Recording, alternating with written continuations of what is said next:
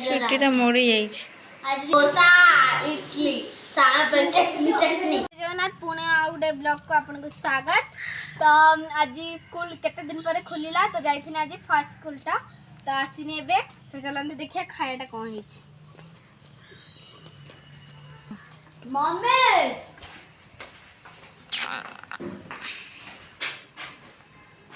ते झुलाना रे बस पड़ीबा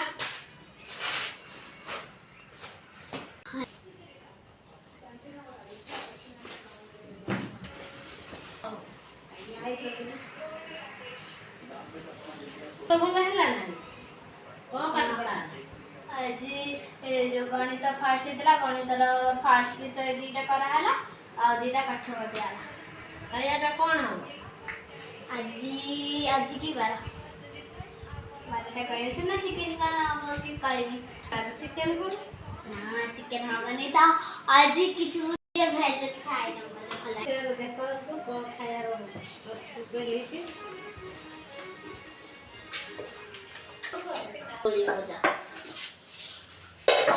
खाएंगे नहीं हम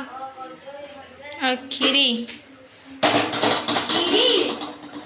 हाँ खीरी है जी मतलब प्लेट गुरमा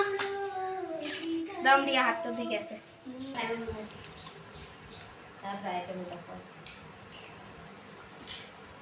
अब फिर खाएंगे तब पखाड़ खाएंगे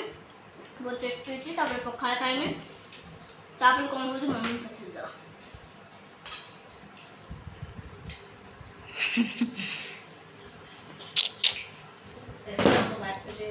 फ्रेश है गनी स्कूल आसी के तब पखाड़ दे चलन खाइदवा पखाड़ से हमर कोन कोन आइटम है देखंतु एटा पखाड़ एटा होची आंबुला दळा एटा होची छेचा एटा होची प्याज कदली भजा आउ बंधा गोभी भजा आंब आउ सुला भजा जो हुए हेरा चलो तो खाइ के देखा कोन है केमिति कोन हेची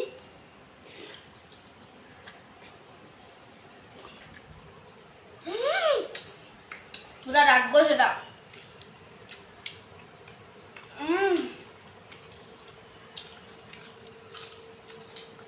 बहुत टेस्टी तो कदली भजा खाएनी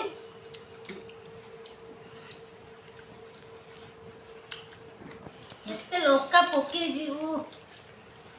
राग प्रबल आंबुल को लोका सड़ी आंब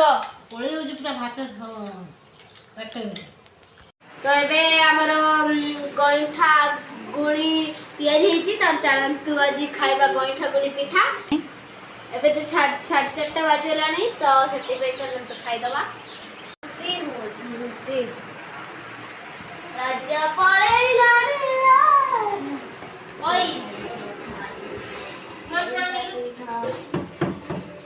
पानी दे फुटी जाओ एक मिनट सुंदर है धड़ा धड़ा कला कला होता ना हां पाठटा सइलानी कि यस से कहू जे देखि तू सोईचु कौन पे सोईचु कौन पे ना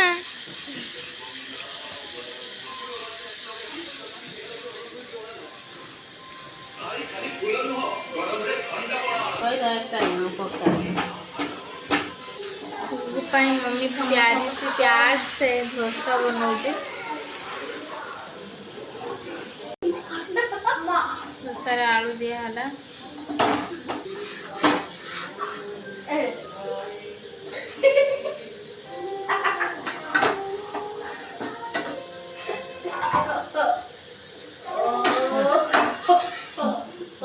डोसा